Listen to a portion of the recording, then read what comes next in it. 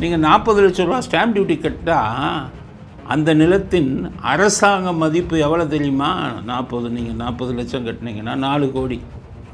ஆனால் சந்தை மதிப்பு 8 to 12 கோடி. ஆக சந்தை மதிப்பில் 8 to 12 கோடி மதிப்புள்ள நிலத்தை அவர் மனைவி பேரில் ரெஜிஸ்டர் பண்ணியிருக்காரு. வாக்காளர் பட்டியலை சீரமைச்சிட்டாங்கன்னா நீங்கள் விஜய் நின்னாலும் சரி, பிஜேபி, திமுக, அதிமுக கூட்டணினாலும் யாரும் கவலைப்படாதீங்க, தானாக தோற்று விடுவார் ஸ்டாலின். ஆனால் சீமான் தனியாக நிற்கிறாரு. திருமாவளவன் அதை புரிஞ்சுக்கணும். அவர் தனியாக நிற்கிறதுனால தான் ஒரு சீட்டு கூட ஜெயிக்க வைக்கலன்னு நீங்கள் சொல்கிறீங்க.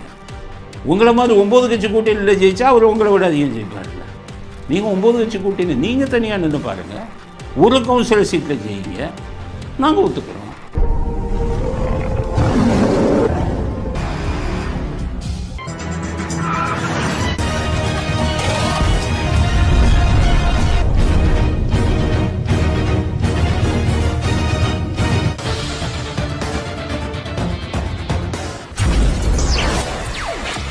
வணக்கம். இன்றைய அரசியல் ஆடுகளம் நமக்கு சொல்லும் செய்திகள் என்ன? ஒரு அரசியல் அலசல். அதாவது இன்றைக்கி முக்கியமான செய்திகள். அண்ணாமலை மீது குற்றச்சாட்டு. அண்ணாமலை 80 கோடி ரூபாயில் சில இதுங்களெல்லாம் வாங்கியிருக்காரு அப்படின்னு அவர் மேலே குற்றச்சாட்டு வந்துருக்கு. ஆரம்பத்தில் அண்ணாமலை மேலே முதல் குற்றச்சாட்டு நம்ம தான் சொன்னோம். எல்லோரும் அண்ணாமலை இவருக்கு பிடிக்கலை, அண்ணாமலைக்கு இவருக்கு என்னன்னு தெரியலன்னு சில முட்டாள்கள் எல்லாம் சொன்னாங்க. நாங்கள் கண்டுக்கலை. ஒரு நாளைக்கு புரிஞ்சுக்குவாங்க அந்த முட்டாள்கள் எல்லாம் சொன்னோம். நமக்கு என்ன இருக்குது, அண்ணாமலை என்ன யாராக இருந்தாங்க. பட் நல்லவர் மாதிரி இருந்துக்கிட்டு தப்பு பண்ணால் எங்களுக்கு எனக்கு சில வழக்குகள் வந்ததில் ஆதாரம் வந்தது. ஆதாரத்தை பார்த்து நானே அசந்து போயிட்டேன், அண்ணாமலையை அப்படி பண்ணுறாருன்னு. அதனாலே என்னுடைய கருத்தை மக்களுக்கு சொன்னேன். அண்ணாமலை நல்லவர் நினைக்காதீங்க, அவர் மேலே நிறையா ஆதாரங்கள்னு என்கிட்ட புகார் வந்திருக்கு, அவர் சரியில்லை அப்படின்னு சொன்னேன். அவர் ஒரு கால் சென்டர் வைக்கிறாரு, அங்கே இருக்கிறவங்கலாம் அண்ணாமலை கிரேட், அண்ணாமலை வாழ்க, அண்ணாமலை சிஎம் இப்படியெல்லாம் போட்டுக்கிட்டு இருந்தான். சரி, முட்டா பசங்க, நம்ம என்ன பண்ண. இன்னும் சில படித்த முட்டாளுங்களே அண்ணாமலையை பற்றி என்ன நினைக்கிறவன்னு சொன்னான். நம்ம நாட்டில் தான் படிக்காத முட்டாள் மாதிரி படித்த முட்டாளுன்னு இருக்காங்க. அண்ணாமலையை கேவலப்படுத்துவது எங்களுக்கு அவசியம் இல்லை. ஆனால் தப்பு பண்ணால் அவர்களை சப்போர்ட் பண்ணி பேசுகிறேன்னா நீ பேசுங்க, நான் பேச மாட்டேன். தப்பு பண்ணால் சொல்லித்தானே ஆகும். சில முட்டாளுங்க அண்ணாமலை இதுன்னு அண்ணாமலை உங்களுக்கு கடவுளாக வச்சுருக்கலாம். இப்போ ஆதாரத்தோடு வந்துருக்குல்ல, இதுக்கு என்ன பதில் சொல்கிறீங்க? கத்தனவெல்லாம் என்ன பதில் சொல்கிறீங்க? 80 கோடி இதுக்கான ஆதாரம் கொண்டு வந்திருக்காங்க. இன்றைக்கி அண்ணாமலை அதுக்கு ஒரு பதில் அறிக்கை விட்டுருக்காரு. அதில் அவர் என்ன சொல்கிறாரு அப்படின்னா, நான் ஒரு நிலத்தை வாங்கினது உண்மை, அது கோயம்புத்தூருக்கு பக்கத்தில் வாங்கியிருக்காரு. அதுக்கு 40 லட்சம் ரூபா ஸ்டாம்ப் டியூட்டி கட்டினேன்னு அவரே ஒத்துக்கிறார். நீங்கள் 40 லட்சம் ரூபா ஸ்டாம்ப் டியூட்டி கட்டினா அந்த நிலத்தின் அரசாங்க மதிப்பு எவ்வளோ தெரியுமா? நீங்கள் 40 லட்சம் கட்டினீங்கன்னா 4 கோடி. ஆனால் சந்தை மதிப்பு 8 to 12 கோடி. ஆக சந்தை மதிப்பில் 8 to 12 கோடி மதிப்புள்ள நிலத்தை அவர் மனைவி பேரில் ரெஜிஸ்டர் பண்ணியிருக்காரு. கேட்டால் என்ன சொல்கிறாரு, நான் மாதம் அதுக்கு இது கட்டுறேங்கிறாரு, பணம் லோன்லாம் கொடுக்கல, இவர் பணம் கொடுக்குறாரு. அப்போ 8 கோடிக்கு ஒரு 4 to 8 to 10 12 கோடிக்கு மாதம் நீங்கள் எவ்வளோ இது கட்டணும் தெரியுமா? மாதம் 10 to 15 லட்சம் ரூபா கட்டணும் மாதம். உங்களுக்கு பென்ஷன் இல்லை, நீங்கள் 10 வருஷத்துலேயே வெளியில் வந்துட்டீங்க போலீஸில் இருந்து. மினிமம் 20 வருஷம் இருந்தால் தான் பென்ஷன். உங்கள் மனைவி ஒரு ப்ரைவேட் கம்பெனியில் வேலை பார்க்குறாங்கன்னா மாதம் 2 லட்சம் 3 லட்சத்துக்கு மேலே வராது. 2 லட்சம் 3 லட்சத்தை வச்சு எப்படி நீங்கள் 10 கோடிக்கு நிலம் வாங்கினீங்க? அது 40 லட்சம்னா அதனுடைய சந்தை மதிப்பு 10 to 12 கோடி கோயம்புத்தூரில். இதுக்கு பதில் சொல்லலை. ஆக இது ஒரு 10 to 12 கோடி தனி ஊழல். இன்னும் 2 தான் அவரே ஒத்துக்கிட்டார். இன்னும் திருப்பி வந்துடும், ஆதாரம் கிடச்சிருச்சு. பால் பண்ணை கட்டுறதுக்கு அது ஒரு இது அப்ளை பண்ணியிருக்காரு. இப்போ பால் பண்ணை அவர் வைக்கிற பண்ணை பெரிய கோடிக்கணக்கில் உள்ள பண்ணை. அவர் 10-20 கோடி அதுக்கு பால் பண்ணை இவர் இது போட்டிருக்காருன்னா அதில் 60% தான் லோன் கொடுப்பான். கிட்டத்தட்ட அவர் 40% லோனை இவர் கொடுக்கணும். 4-5 கோடிக்கு இவர் பணம் கொடுக்கணும். அப்போ தான் லோன் கிடைக்கும். லோனு முழு தொகைக்கும் கொடுக்க மாட்டான். அப்போ அது கொடுக்கணும். அதுக்கு செக்யூரிட்டியாக நீங்கள் எவ்வளோ கொடுக்கணும் தெரியுமா? அந்த 8 to 10 கோடிக்கு நீங்கள் பால் பண்ண வைக்கிறீங்கன்னா அதுக்குரிய செக்யூரிட்டி சொத்தை நீங்கள் காமிக்கணும். அது எந்த சொத்தை காமிச்சிங்க? யார் சொத்தை காமிச்சிங்க? அந்த 8 to 10 கோடி வந்து உங்களுக்கு எப்படி வந்தது சொத்து? பால் பண்ணி டைரெக்டாக ஆரம்பிச்சிட முடியாத, எல்லோரும் ஆரம்பிச்சிட முடியாத, குறைந்தது 40% பணத்தை நீங்கள் போடணுமே. இந்த இதுக்கெல்லாம் கணக்கு இல்லையே. அதுக்கடுத்தது அவரே ஒத்துக்கிறார், ஒரு முதலீட்டு நிறுவனத்தையும் ஆரம்பிக்க போகிறேன் அப்படிங்கிறார். அந்த முதலீட்டு நிறுவனம் வணிக வளாகம்னு சொல்கிறாங்க. அதெல்லாம் எப்படி இதெல்லாம் 50 to 100 கோடி ஆகும். 100 கோடி ஆகணும்னா அவர்கிட்ட ஒரு 40 கோடியாச்சும் கையில் இருக்கணும். அப்போ தான் அந்த நிறுவனத்தை ஆரம்பிக்க முடியும். இப்போ கணக்கு இவர் சொன்னது மட்டும்தான் இந்த கணக்கு. அது 40 கோடி கையிலேருந்து கொடுக்கணும். அதை லோன் போடுறாரா? அவங்க மனைவி மட்டும் சம்பளத்திலேருந்து கட்டுறாங்களா? இல்லை இவருக்கு தான் வருமானமே இல்லையே? இப்படி இதெல்லாம் இப்போ இது பண்ணி எங்கேருந்து வந்தது? DMK file 1, DMK file 2, DMK file 3ன்னு போட்டிங்களே, அவர்களெல்லாம் கொள்ளையடிக்கிறார்கள்னு போட்டிங்களே. இப்போ அவங்க Annamalai file 1, Annamalai file 2, Annamalai file 3ன்னு போட்டால் என்ன பதில் சொல்ல போகிறீங்க? உங்கள் சம்மந்தப்பட்ட நீங்கள் வாங்கின சொத்தெல்லாம் இவங்க எடுக்கலை. இதில் அமித்ஷா ஃபுல்லாக எடுத்துக்கிட்டு இருக்கார், ஈடிக்கு கொடுக்க போகிறார், இவ்வளவு சொத்து வந்திருக்குன்னு. அப்போ என்ன பதில் சொல்ல போகிறீங்க? அப்படிங்கிறது தான் அண்ணாமலைக்கு நம்ம விடுவோடைய கேள்வி. நான் பல அரசியல்வாதிகளை பார்த்துருக்கேன், யோகியம் அயோக்கியத்தனம் பண்ணிவிட்டு யோகியன் மாதிரி நடித்தவங்க ரொம்ப குறைஞ்ச பர்சன்ட். அதில் நான் இப்போ பார்க்குறது இந்த தலைமுறையில் அண்ணாமலையைத்தான் பார்க்குறேன். எவ்வளவு யோகியல் மாதிரி நடித்தார்? இவ்வளவுக்கு எங்கே போச்சு? 80 கோடி. ஜெயலலிதா அவர்களுக்கு 61 கோடிக்கு தான் அந்த அளவுக்கு அதிகமாக சொத்து சேர்த்த வழக்கு வந்தது. ஆனால் அவங்க அரசாங்க பணியில் இருந்தாங்க, அதனால் நடவடிக்கை எடுத்தாங்க. இவர் அரசாங்க பணியிலேயே இல்லை, வெறும் பாஜகவுக்கு எதிர்க்கட்சி தலைவர். இவ்வளவு பணம் எப்படி வந்தது? கணக்கில் வருவது இவ்வளவு, கணக்கில் வரப்போவது எவ்வளவு? ஏன்ட்டு இருக்கிற கணக்கை கொடுத்தாலே நிறையா வரும். ஏக்கர் கணக்கில் இருக்குது நம்மகிட்டேயே. நான் ஆரம்பத்திலேயே சொன்னேன். அதனால் இவ்வளவு குற்றச்சாட்டுகளுக்கு அண்ணாமலை மீது ஆதாரம் கிடைத்திருக்கிறது. இது வந்து மத்திய அரசாங்கம் தான் நடவடிக்கை எடுக்கும். இங்கே திமுக எடுக்க மாட்டாங்க. ஏன்னா திமுக தான் இவருக்கு நிறையா, இப்போ ஏற்கனவே சொன்ன ஏவாவில்கிட்ட ஒரு நிறையா பணம் வாங்கியிருக்காரு, கேஎன்கிட்ட நிறைய பணம் வாங்கியிருக்காரு. எப்படி வாங்கினாருன்னா, இவர் Annamalai file 1, Annamalai file 2, Annamalai file 3ன்னு கொடுத்த உடனே திமுக மந்திரி பூரா அவரை காண்டாக்ட் பண்ணிட்டான். என்னை பற்றி இப்போ கொடுத்துடாதீங்க, ஏன் ஊழலை பற்றி சொல்லிடாதீங்க அப்படின்னு பிடிச்சாங்க. அதனால தான் ஏவாவேலு கேஎன் பற்றி அவ்வளோ வரலை, கொஞ்சம் கொஞ்சம் வந்திருக்கான், பணம் கொடுத்துருக்காங்க. அடுத்து அவங்க எதுக்கு பணம் கொடுத்ததுன்னா, என்னை பற்றி குற்றச்சாட்டு சொல்லாதீங்க. ஒன்று ஈடியில் ரைடு வர ஆரம்பித்தோடனே, செந்தில் பாலாஜி மேலே ரைடு வாங்கின ஆரம்பித்தோடனே எங்கள் மேலேயும் ரைடு வரும், எவ்வளோ பணம்னாலும் வாங்கிக்கோங்க, ஆனால் ஈடியில் ரைடு வராமல் பார்த்துக்கங்கன்னு கொடுக்கப்பட்ட பணம் நிறைய பணம். இப்போ இதுக்கிடையில் சிபி ராதாகிருஷ்ணன் வைஸ் பிரசிடெண்ட்டாக தேர்ந்தெடுக்கப்பட்டு பதவி பிரமாணத்துக்கு கூப்பிட்டுருக்காங்க. அதுக்கும் இவர் போகலை. இதுக்கு முன்னாடி அமித்ஷா கூட்டிய கூட்டத்துக்கும் பாஜக தலைவர்கள் கூட்டத்தை கூட்டும்போது அவருக்கு அழைப்புதல் கொடுத்தாங்க, அண்ணாமலை போகலை. ஏன் அண்ணாமலை போக மாட்டேங்கிறாரு? அமித்ஷா கூப்பிட்டதுக்கு ஏன் வைஸ் பிரசிடெண்ட்டுக்கு போகலை அப்படின்னா, நான் ஏற்கனவே சொன்னேன், இவர் எம்பி தேர்தல் நடக்கும்போது இவர் வந்து கோயம்புத்தூரில் எம்பியாக நிற்கிறார்.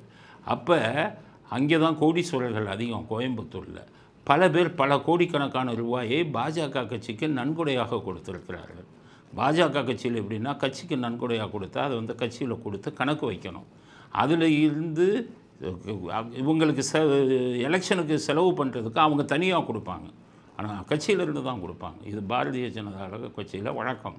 ஆனால் இவர் நிறைய பேர்கிட்ட டொனேஷன் வாங்கினது அப்படியே இவரே வைத்து கொண்டு அதுக்கு கணக்கும் கொடுக்கவில்லை. பாஜகவுடைய வழக்கப்படி கட்சிக்கு டொனேஷன் வந்ததை யார் தொட்டாலும் விட மாட்டாங்க. அது வந்து இவர் மேலே ஆதாரங்களுடன் குற்றச்சாட்டை வானதி சீனிவாசன் யார் யார் எந்தெந்த தொழிலதிபர்கள் பணம் கொடுத்தாங்களோ அவங்ககிட்ட எழுத்து மூலமாக எவ்வளவு பணம் கொடுத்தாங்க அண்ணாமலைகிட்ட அப்படின்னு எழுத்து மூலமாக வாங்கி அமித்ஷாவுக்கு அனுப்பினோன்னே அமித்ஷா கூட்டி எச்சரிக்கை விட்டுருக்காரு, அந்த பணமெல்லாம் கட்சிக்கு வந்து சேரணும், நீங்கள் வந்து எடுத்து நீங்கள் எதுக்கு உபயோகிச்சிங்கிறது வந்து எனக்கு கணக்கு வேணும், அதனால் உங்கள் மேலே இல்லைன்னா கடுமையான நடவடிக்கை எடுக்கப்படும்னு சொன்னதுனால, அமித்ஷாவுக்கு அவர் பயமுறுத்தினதுனால டெல்லிக்கு போவதையே அவர் வந்து தவிர்க்கிறார். அதுதான் காரணம். அது ரொம்ப மோசமாக போயிட்டு இருக்கு. அவங்க விடுற மாதிரி இல்லை, மிகப்பெரிய குற்றமாக அதை கருதுகிறாங்க. இல்லைன்னா அவரை தலைவர் பதவியை விட்டு மாற்றினோடனே இவருக்கு பெரிய பதவியை கொடுத்துருப்பாங்க. இது கட்சியோட பணத்தையே இவர் வந்து இது பண்ணிட்டாருங்கிறதுக்காக அமித்ஷாவும் மோடியிட்டவருக்கு நல்ல பேர் இருந்தது. மோடியும் மிக கோபமாகிட்டு அந்த பணம் எல்லாம் எங்கே அப்படிங்கிறத கேள்வி கேட்குறாங்க. அதனால் இவர் போகலை. இப்போ நான் அவரை பற்றி சொன்ன அத்தனையும் உண்மை. எதையும் மிகைப்படுத்தி நான் சொல்லலை. யார் தப்பு பண்ணாலும் நம்ம உண்மையை சொல்லணும். ஒவ்வொருத்தரும் அவருக்கு ஆதரவாளர்களாக இருந்தால் அமைதியாக இருங்க. நம்ம நம்பின தலைவர் இப்படி பண்ணிட்டாருன்னு சொல்லிகிட்டு இருக்கேன். நான் ஆரம்பத்துலேருந்தே சொல்லிக்கிட்டு இருந்தேன். தலைவர் பதவியில் இருக்கும்போது என்கிட்ட இன்னும் பல ஆதாரங்கள் இருக்குது. அது எனக்கு தேவையில்லாதது. சரி, அவர் நமக்கு எதிரி இல்லை. அதனால் அந்த ஆதாரங்கள் எனக்கு வழக்குக்காக வந்திருக்கிறது. அதை சம்மந்தப்பட்டவர்கள் இது பண்ணியிருக்காங்க, சொல்லியிருக்காங்க. அது வழக்கு சம்மந்தமானதாக இருக்கிறதுனால அதை பற்றி நான் வெளியில் சொல்ல முடியாது. நேரம் வரும்போது சொல்லித்தான் ஆகணும். அப்போ நான் சொல்லணும். அப்படி ஒரு கட்டாயம் வந்தால் அப்போ நாங்கள் இதை பற்றி சொல்லுவோம். அதனால் அண்ணாமலை மிகப்பெரிய சிக்கலில் மாட்டிக்கொண்டிருக்கிறார்.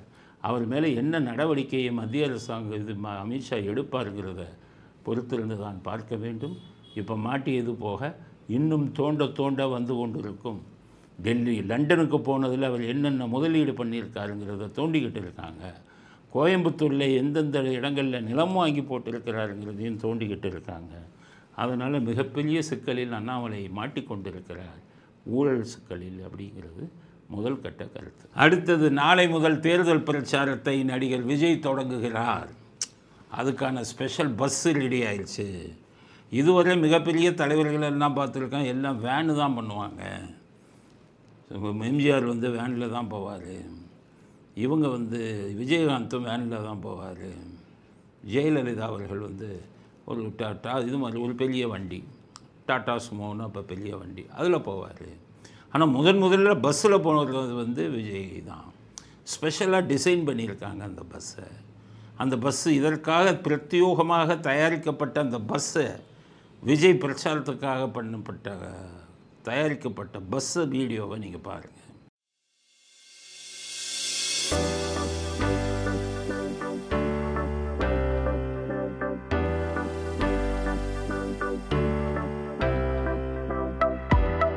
ஸோ இவ்வளோ பெரிய பஸ்ஸை ரெடி பண்ணிட்டார். இதில் நாளைக்கு சனிக்கிழமை முதலில் சனிக்கிழமையில் மட்டும்தான் பிரச்சாரம்ட்டார். உதயநிதி சொல்லிட்டார், நான் டெய்லி போவேன். அவர் போயிட்டு 3 நாளில் படுத்துடுவார். விஜய்க்கு இருக்கிற சக்தியில் பாதி கூட கிடையாது. அதுக்கு பல காரணங்கள் உண்டு, அதெல்லாம் வெளியில் சொல்ல முடியாது. அதனால் விஜய் இது ரெடி ஆயிடுச்சு. நாளை சனிக்கிழமை முதலில் திருச்சி மாவட்டத்தில் பயணத்தை தொடர்கிறார். ஒவ்வொரு வாரமும் ஒவ்வொரு மாவட்டம். அப்போ மொத்தம் 28 வாரத்தில் எல்லா மாவட்டமும் முடிஞ்சிடும். அப்போ 4 மாதத்தில் முடிஞ்சிடும். அப்போ இந்த வருட கடைசிக்குள்ளே எல்லா மாவட்டத்தையும் அவர் சுற்றிடுவார். அதுக்கப்புறம் ஜனவரி, பிப்ரவரி, மார்ச், ஏப்ரலில் தான் எலெக்ஷன் வரும். அந்த இறுதிக்கட்ட பிரச்சாரத்தை, தேர்தல் பிரச்சாரத்தை அங்கேருந்து ஆரம்பிப்பார். அப்படிங்கிறது அவருடையது. அதில் நிறையா சொல்லிட்டார். எங்களுக்கு என்னென்ன கண்டிஷனோ போட்டிருக்காங்க. யாருக்கு இது பண்ணணும், யாருக்குமே போடாத கண்டிஷன்லாம் எங்களுக்கு போட்டிருக்காங்க. அவ்வளவு காவல்துறை. ஏன்னா காவல்துறை ஏவல் துறை. ஸ்டாலின் என்ன சொல்கிறாரு தான், விஜய்க்கு தொந்தரவு கொடுங்கன்னா தொந்தரவு தான். சரி, விஜய்க்கு தொந்தரவு கொடுக்குறாங்கன்னா பிரேமலதாவுக்கு ஏன் தொந்தரவு கொடுக்குறாங்கன்னு புரியல. அவங்க இப்போ தான் போய் பார்த்து இவரை ஸ்டாலினை பார்த்துட்டு வந்தாங்க. ஏதோ கூட்டணியை பற்றி கூட பேசுனாங்கன்னு ஒரு செய்தி வந்தது. அப்படி இருந்தால் விஜய் பிரேமலதா என்ன சொல்கிறாங்க, நான் போகிற இடத்துலலாம் கரண்ட்டை கட் பண்ணுறாங்க. கரண்ட்டை கட் பண்ணுறது அவங்களுக்கு கை வந்த கலை. அவர் அமித்ஷாவுக்கு இப்படி தான் கரண்ட்டை கட் பண்ணாங்க. பாட்டு அப்புறம் பிடிச்சி தான் உள்ளே போட்டு துண்டை காணோம் துணியை காணான்னு ஓடிச்சு அந்த கூட்டம். ஜெயலலிதாவுக்கும் இப்படி தான் கரண்ட்டை கட் பண்ணாங்க. 96 2001 வரை அவங்க போகிற கோர்ட்டு இதிலெல்லாம் கரண்ட்டை கட் பண்ணி லிஃப்ட்டில் போகாமல் படிக்கட்டில் நடக்கட்டும்னு கீழ்த்தரமான வேலையெல்லாம் பண்ணாங்க. அதுக்கு தான் அந்த மாதிரி 2001 திரும்பி பிடிச்சி உள்ளே போட்டு ஐயோ அம்மா என்னை கொள்கிறாங்களேன்னு கத்துனாங்க. ஏன்னா அந்த கரண்ட்டை கட் பண்ணதுக்கு தான் அந்த அம்மா உதைச்சது. அதே மாதிரி அமித்ஷாவும் செந்தில் பாலாஜியை உதைச்சது ஏர்போர்ட்டில் கரண்ட்டை கட் பண்ணாங்க. இதெல்லாம் பார்த்துட்டு தான் அவங்கெல்லாம் போட்டு உதைச்சாங்க.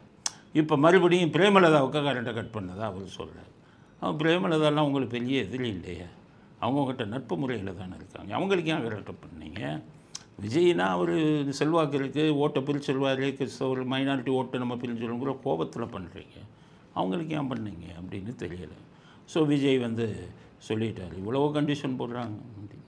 அப்புறம் அவரே சொல்லிட்டாரு, அப்போ ஃப்ளெக்ஸ் பேனர்லாம் வைக்காதீங்க, அனுமதி இல்லாமல் ஃப்ளெக்ஸ் பேனர் வைக்காதீங்க, வண்டிக்கு பின்னாடி ஓடி வராதிங்க, வேனு இது ஆம்புலன்ஸ் வந்தால் வழி விட்டுருங்கிறான் அப்படின்னு சொல்லிட்டு. ஒரு ஆம்புலன்ஸ் வந்தால் வழி விடலாம், போகிற இடம்லாம் ஆம்புலன்ஸ் வந்தால் எப்படி வழி விடுறது? அப்போ போகிற இடம்லாம் ஆம்புலன்ஸ் வந்தால் தயவுசெய்து ஆம்புலன்ஸை நிறுத்தி கதவை திறந்து உள்ளே பேஷண்ட் இருக்கானான்னு பாருங்கள். கட்சிக்காரனே பேஷண்ட்டாக படுக்க வச்சு கூட்டிகிட்டு போவாங்க, அது உண்மையானு பார்த்துக்கங்க. இந்த திமுக பண்ணுற தகுடு திட்டமெல்லாம் பார்த்துட்டு இதுக்கு ஆம்புலன்ஸுக்கு வழிவிடுங்க. அடுத்தது இந்த லாரி பஸ்ஸில் படங்களாக போட்டிருக்காரு விஜய், கொஞ்சம் திருட்டியிருக்காரு. முன்னாடி பூரா நம்ம ராமசாமி ஃபோட்டோ கட் அவுட்டு தான் பெருசாக வைப்பார். இப்போ ராமசாமியை கூட்டத்தோடு சேர்த்துட்டார். ஒரு 4-5 பேர் கூட்டத்தில் ராமசாமியும் போட்டார். ஆனால் பெருசாக அண்ணாதுரையும் எம்ஜிஆரையும் போட்டு நடுவில் விஜய் நிற்கிற மாதிரி கொஞ்சம் திருந்திருக்காரு. ராமசாமி படத்தை ஃபுல்லாக எடுத்துட்டால் தான் அவர் முழுவதுமாக திருந்தினார் அப்படின்னு நம்ம ஒத்துக்க முடியும். ஏன்னா ராமசாமி படத்தை போட்டிங்கன்னா நாங்கள் சாமி கும்பிட்றவங்க யாருமே உங்களுக்கு ஆதரவு கொடுக்க மாட்டோம், சாமியை செல்பால் அடித்தாலும் கொடுக்க மாட்டோம். அப்போ அவங்க ஓட்டெல்லாம் நிச்சயம் உங்களுக்கு பாதிக்கும். கொஞ்சம் கொஞ்சமாக திருந்திய ராமசாமி போட்டோவே எடுத்துருங்க. அடுத்து இந்த ஒன்றிய அரசுங்கிற வார்த்தையை சொல்லாதீங்க. ஒன்றிய அரசுன்னு சொன்னீங்கன்னா நீங்கள் திமுகவின் ஜெராக்ஸ் காப்பின்னு தான் நம்ம நினைப்பாங்க. அப்போ திமுகவை விரும்பாதவர்கள் உங்களுக்கும் ஓட்டு போட மாட்டாங்க அப்படிங்கிறது தான் நல்ல வேலை. ஏன்னா முன்னாடி ஒரு சைக்கிளில் போகும்போது கருப்பு சிவப்பு கலர் போட்ட சைக்கிளில் தான் ஓட்டு போட்டார் முன்னாடி. இப்போ இந்த பஸ்ஸில் கருப்பு சிவப்பு அடிப்பாரான்னு பார்த்தோம், கருப்பு சிவப்பு அடிக்கலை. அதனால் கொஞ்சம் கொஞ்சமாக திருந்தி திமுக அதை விட்டு சாயத்தை விட்டு வெளியில் வாருங்கள். அதனால் உங்களுடைய பயணம் வெற்றி பெறுவதற்கு வாழ்த்துக்கள். திமுகவுக்கு எதிராக மிகப்பெரிய சக்தியாக நீங்கள் உருவாக்கி ஓட்டை பிரிங்க, அப்போ தான் அவர்களை தோற்கடிக்க முடியும். ஏன்னா பிஜேபி அதிமுகவில் சண்டை போட்டுக்கிட்டு இருக்காங்க. அவங்க பெரிய எதிர்க்கட்சியாக ஸ்டாலினை வீழ்த்துவாங்களாங்கிற சந்தேகமே வந்துருச்சு. ஏன்னா அதுக்குன்னே ஒரு குரூப் இருக்குது டிடிவி. அவர் சொல்கிறார் விஜயோட கூட்டணி தான், இவர் தான் விஜய். அதை யோசிச்சு முடியும், என்னையா யோசிச்சு இப்போ ஊருக்கு 10 ஓட்டு கிடையாது, அதை யோசித்து முடிவு எடுப்போம் அப்படின்னு அவர் என்னமோ பெரிய இது இருக்கிற மாதிரி, செல்வாக்கு இருக்கிற மாதிரி, எல்லாம் செல்வாக்கு இருக்கிற மாதிரி பேசிக்கிறாங்க. அதனால் விஜய் ஒரு நல்ல பலமான இதை உருவாக்குங்க. பாஜகவும் அதிமுகவும் மறுபடியும் பலமுடன் வாங்க, 2வது இடத்தை யார் பிடிக்கிறீங்க அப்படிங்கிறத பார்க்கலாம். அதனால் நீங்கள் 2 பேரும் ஓட்டை பிரித்தால் காலி திமுக அப்படிங்கிறது செய்தி.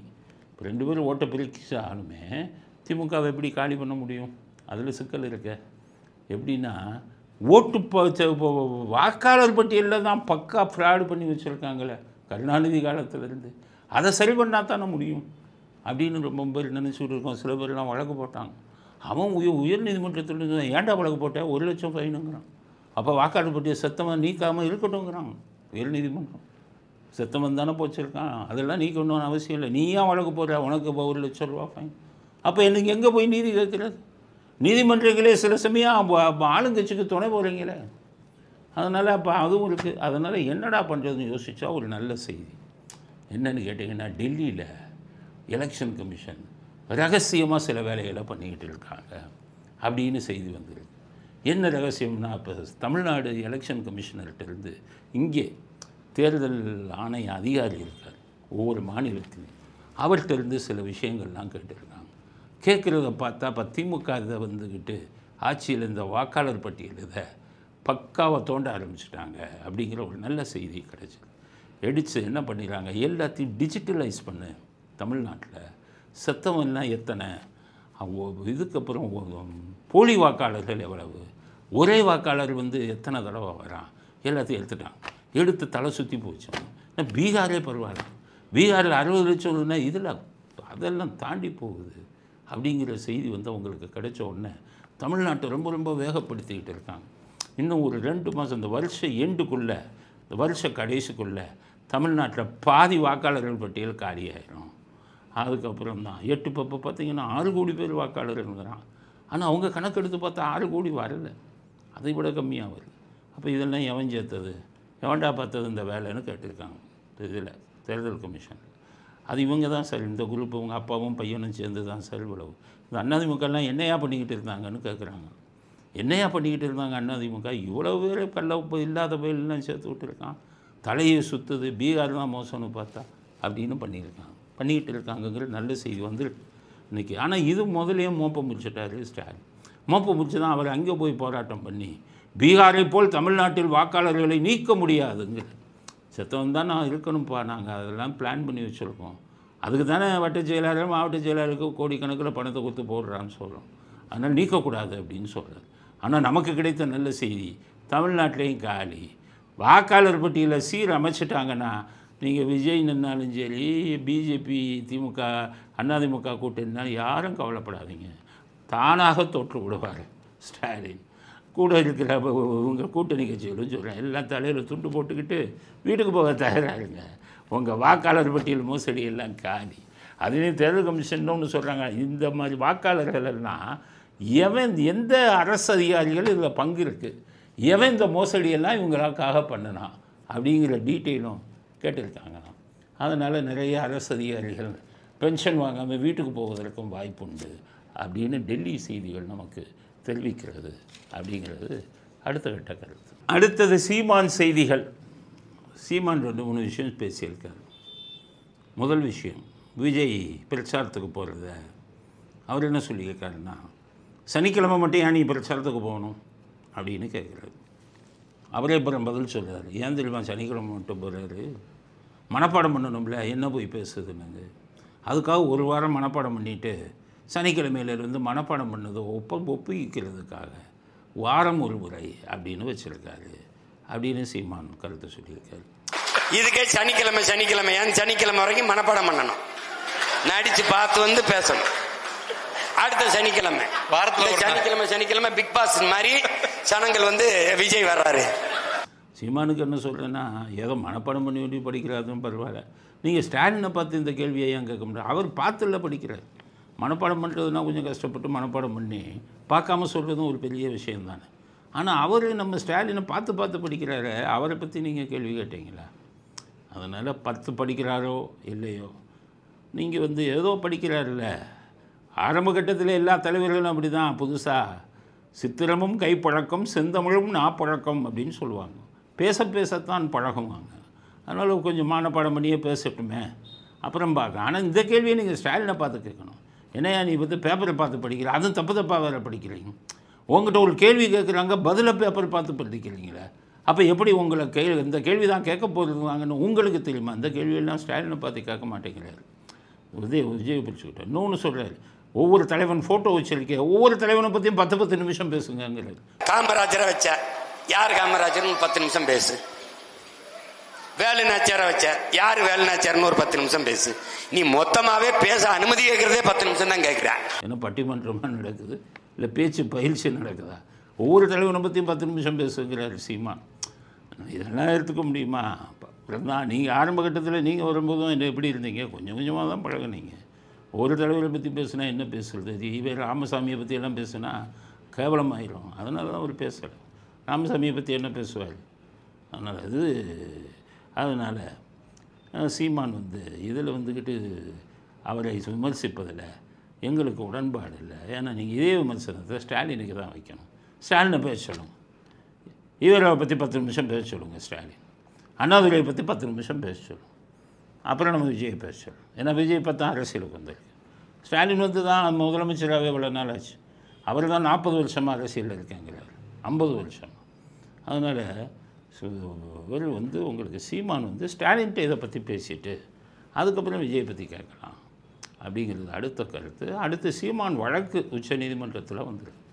உச்சநீதிமன்றம் என்ன சொல்கிறாங்க, சீமான் மன்னிப்பு கேட்கணுங்கிறாங்க விஜயலட்சுமிட்டு. அப்போ மன்னிப்பு கேட்டால் விட்டுருவீங்களா? என்னென்ன புரியல. ஆனால் சீமானுக்கு எதிராக பேசலை.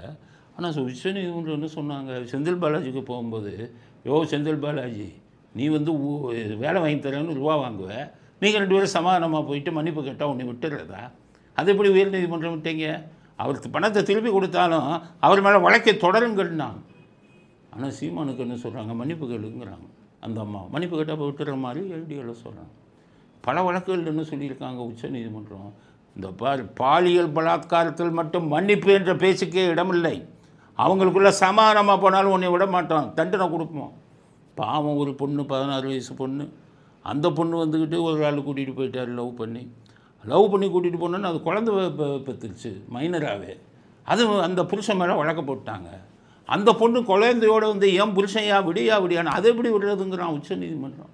அதை எப்படி விடுறது? நீ 16 வயசில் உன்னை ஏன் கட்டினான், உன்னோட ஏன் உறவு வைத்தான், அவனை விடக்கூடாதுன்னு அந்த பொண்ணு 3-4 வருஷமாக இதே உச்சநீதிமன்றத்துக்கு போய் அலைஞ்சது.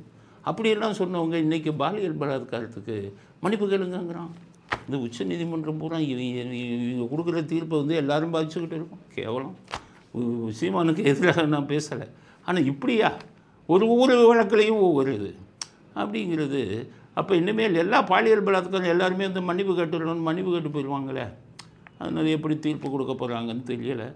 ஒருவேளை இவங்க வந்து வாபஸ் சமாதானத்துக்கு ஒத்துக்கிட்டாங்களான்னு தெரியலை. ஏன்னா விஜயலட்சுமி அந்த அம்மாவையும் நம்ப முடியாத, நேரத்துக்கு நேரம் மாற்றி மாற்றி பேசுவான். அதனால் என்ன நடக்குது அவர் வழக்கில் அப்படிங்கிறத பார்க்கலாம். அடுத்தது சீமான் இன்னொன்று சொல்கிறார், பிரதமரை சுழற்சி முறையில் எடுக்கணுங்கிறார். அது எப்படி? 28 மாநிலம் இருக்குது, ஒவ்வொரு மாநிலத்திலிருந்தும் சுழற்சி முறையில் எடுக்கணுங்கிறார். ஒவ்வொரு மாநிலத்துக்கும் சுழற்சி முறையில் எடுத்தால் 28 மாநிலத்துக்கும் எவ்வளோ நாள் ஆகும்? அதோட மக்கள் எப்படி ஓட்டு போடுறாங்க? பிரதமர் வேட்பாளர் யாருன்னு கேட்டு தானே ஓட்டு போடுறாங்க. மோடியா, ராகுல் காந்தி, அப்படி தானே ஓட்டு போடுறாங்க. தமிழ்நாட்டில் எப்படி தலைவர்களை வச்சு தானே, ஸ்டாலினா, இந்த பக்கம் யார் எடப்பாடியா, அந்த பக்கம் விஜயா, நாம் தமிழர் சீமானா அப்படின்னு தலைவர்கள் வச்சு தான் ஓட்டு போடுறாங்க. நீங்கள் ஜெயிச்சுட்டு சுழற்சி முறையில் மாற்றினீங்கன்னா அது மக்கள் தீர்ப்புக்கு எதிராகுமே. அதனால் சீமான் அதில் சொல்கிறது கொஞ்சம் இடிக்குது அப்படிங்கிறது அடுத்த கட்ட கருத்து. இந்த நேரத்தை சீமானை தாக்குறாரு இவர் யார், நம்ம திரும்ப என்ன சொல்கிறாரு, இவங்கெல்லாம் ரொம்ப மரியாதைலாம் பேசுவங்கெல்லாம் ஒரு கவுன்சிலர் சீட்டு ஜெயிக்க வக்கில்ல, இவங்க எங்களை பற்றி பேசுகிறாங்க அப்படின்னு சொல்லு. உடனே திமுகவுக்கு கொத்தடிமை, திமுகவிட்ட 2 சீட்டு 3 சீட்டு, அது கூட உன்னால் வாங்க முடியாமல் தான் நீ கிடைக்கிற வெளியில். ஒரே ஒரு கவுன்சிலர் சீட்டில் கூட உன்னால் ஜெயிக்க முடியலையே, அதில் என்ன பெருமை? ஆனால் சீமான் தனியாக நிற்கிறாரு. திருமாவளவன் அதை புரிஞ்சுக்கணும். அவர் தனியாக நிற்கிறதுனால தான் ஒரு சீட்டு கூட ஜெயிக்க வக்கில்லைன்னு நீங்கள் சொல்கிறீங்க. உங்களை மாதிரி 9 கட்சி கூட்டணியில் ஜெயிச்சா அவர் உங்களை விட அதிகம் ஜெயிப்பார்ல. நீங்கள் 9 கட்சி கூட்டணி, நீங்கள் தனியாக நின்று பாருங்கள், ஒரு கவுன்சிலர் சீட்டில் ஜெயிங்க, நாங்கள் ஒத்துக்கிறோம். 2016 நீங்கள் தான் பெரிய மக்கள் நல கூட்டணின்னு விஜயகாந்தோடு சேர்ந்தீங்க, வைகோவோடு சேர்ந்தீங்க, கம்யூனிஸ்டோடு சேர்ந்தீங்க. இவ்வளோ பேர் சேர்ந்து 6% வாங்கினீங்க. அவங்களுக்கு தான் அந்த 6%, உங்களுக்கு ஒன்றுமே இல்லையே. நீங்கள் போய் சீமானை வந்து நீங்கள் வந்து கவுன்சிலராக கூட நீங்கள் ஒரு கவுன்சிலர் ஜெயிக்க முடியலை அப்படின்னு சொல்கிறது உங்கள் முதுகை திரும்பி பார்க்கணும் அப்படின்னு சொல்கிறார். என்னை எல்லோரும் வெறுக்கிறாங்க, ஏன்னா நான் பெரியாரை படித்தவன், அதனால் என்னை எல்லாருமே வெறுக்கிறேன், என்னது எந்த தலைவராக பார்க்குறாங்க அப்படிங்கிற. இப்போ சாதியவாதிகள்லாம் என்னை வந்து இவர் பொதுவான தலைவர் கிடையாது, இவர் தலித்து அப்படின்னு ஒதுக்கி முத்திரகத்தை பார்க்குறான்.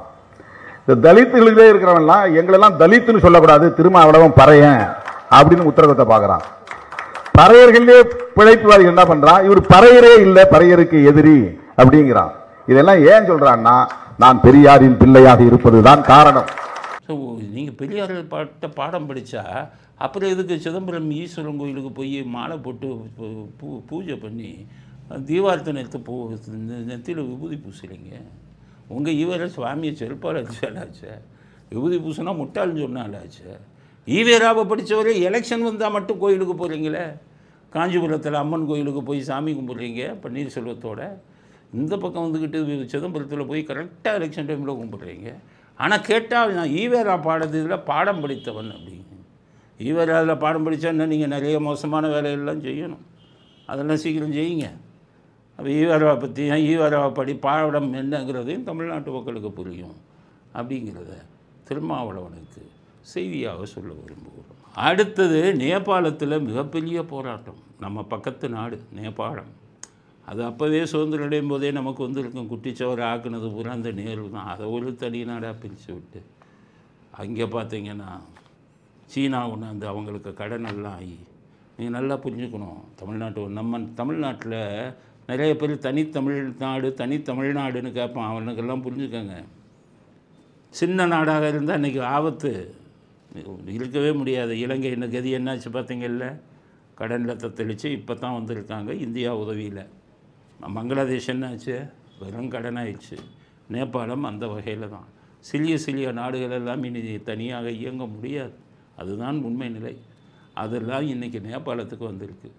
நேபாளத்தில் ஏன் இந்த நிலைமை வந்தது? ஆட்சியாளர்கள் என்ன பண்ணான்னு தெரியுமா? அடித்து விரட்டுறான். எப்படி அடித்து விரட்டுறான்? அந்த வீடியோவை பாருங்கள்.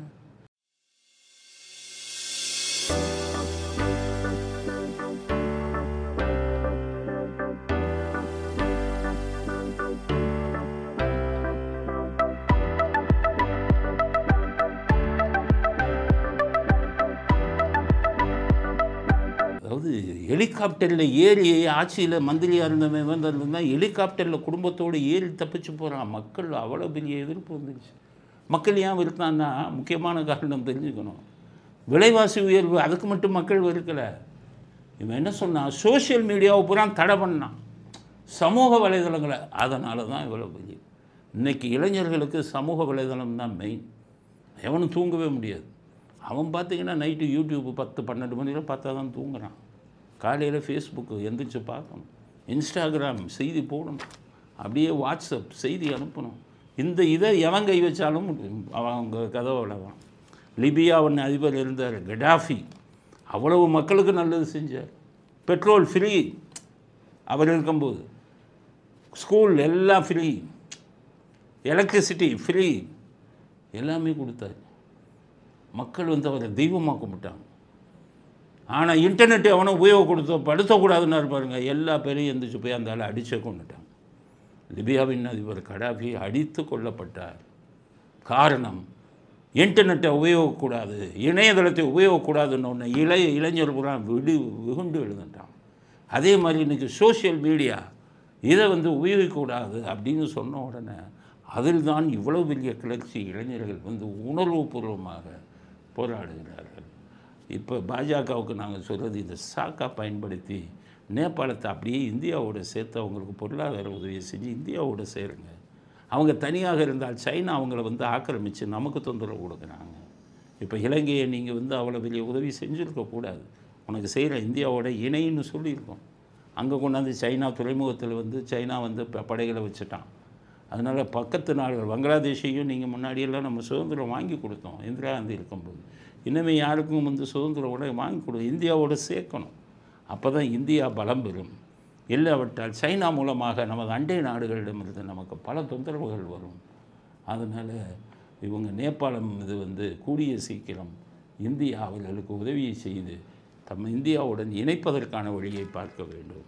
அப்போது தான் வருங்கால இந்தியாவிற்கு அது பாதுகாப்பாக அமையும் அப்படிங்கிற கருத்தையும் இறுதி கருத்தை பதிவு செய்ய விரும்புகிறோம். இத்துடன் இன்றைய அரசியல் ஆடுகளம் நிறைவு பெறுகிறது. மீண்டும் நாளை புதிய செய்திகளுடன் உங்களை சந்திக்கிறோம். நன்றி, வணக்கம், ஜெயந்த்.